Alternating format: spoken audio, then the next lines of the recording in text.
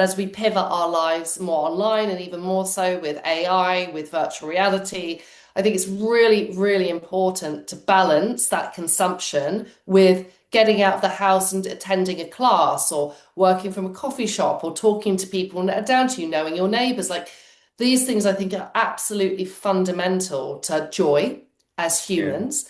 And also of making our expectations kind of realistic. And I'll just say this as well. I know this is at all relevant, but I was speaking to my mother-in-law, who is in Mhm. her 70s.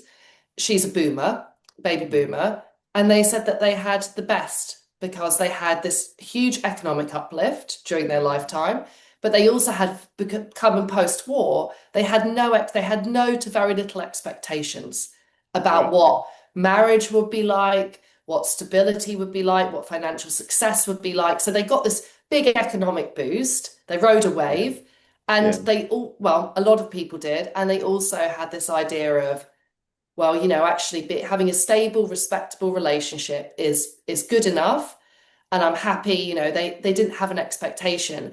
Really, I think today we have exactly the opposite. We have much stronger economic headwinds, which is making achieving what we would have once considered normal life goals of like home ownership very, very hard for many people. And then at the same time, we've got social media making it look like we should all be on a yacht 24/7. I mean, it's awful. So it's Yeah. it's it's a really, and because of that, isn't it easier to get lost in an online world rather than having to Yeah. confront what you'd like to change in your day-to-day life?